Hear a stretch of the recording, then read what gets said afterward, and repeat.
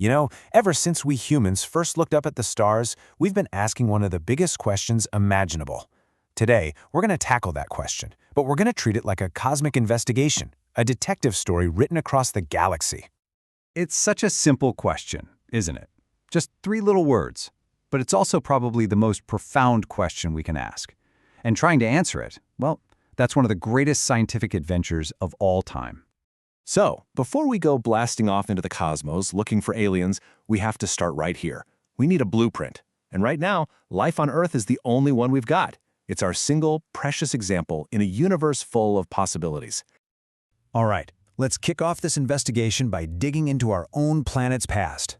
We've got to figure out the basic rules for life as we know it before we can apply them anywhere else. When you look at a timeline like this, something just jumps out at you. For most of our planet's history, billions and billions of years, life was just slime. Simple, single-celled microbes. All the complex stuff we think of, dinosaurs, trees, us, we are a rounding error, a tiny blip at the very end. It really makes you think that complexity, well, it takes a long time. So, what does all that life need to get going? Well, based on everything we've seen here on Earth, it boils down to these 3 things. Think of this as our cosmic shopping list. When we go exploring, these are the ingredients we're looking for. Okay, let's do a quick thought experiment. Imagine you had a time machine. If you could just drop yourself at any random point in Earth's 4.5 billion year history, what do you think would be the first thing you'd notice? Yeah, you'd probably suffocate. That might be a bit of a shock, right? But for the vast, vast majority of Earth's history, the air was completely unbreathable for us. That oxygen we rely on, it's a pretty recent addition, all thanks to ancient microbes just doing their thing for billions of years.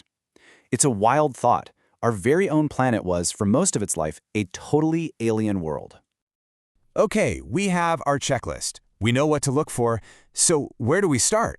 Well, there's no better place to begin than right here in our own cosmic neighborhood. Let's check out the solar system. First up, the prime suspect, Mars. The evidence is overwhelming that it used to be a wet world with rivers, lakes, maybe even an ocean. Today, it's a frozen desert on the surface, but we know there's still ice buried underground. So the question is, could there be little Martian microbes still hanging on in those hidden pockets of water? Now let's head a little further out to the gas giants, specifically to Jupiter's giant moons. We think that underneath their thick, icy shells, there are massive, hidden oceans of liquid water. I'm talking more water than in all of Earth's oceans combined. Just imagine what could be swimming around in all that darkness. And this is one of the most exciting places in the whole solar system. Saturn's tiny moon, Enceladus. It's actively spraying geysers of water, ice, and even organic molecules out into space from a warm ocean deep below its surface. It's basically sending us a sample, screaming, "Hey, look over here, all the ingredients are here." And then you've got Titan. This place is just weird, in the best way possible. It has a thick atmosphere, it has weather, it has lakes and rivers, but they're filled with liquid methane, not water. Could life exist there? Something with a totally different chemistry? Titan really makes you stop and wonder if maybe our little Earth-based shopping list is just too narrow. So our own solar system is packed with fascinating possibilities. But remember, it's just one star system out of hundreds of billions in our galaxy. It's time to zoom out, way out, and start hunting for homes for life on a galactic scale. So how do you even begin to search through billions of stars? Well, astronomers have a trick. They look for planets in what they call the habitable zone. You can think of it as the Goldilocks zone. Not too hot, not too cold, but just right for a planet to have liquid water on its surface.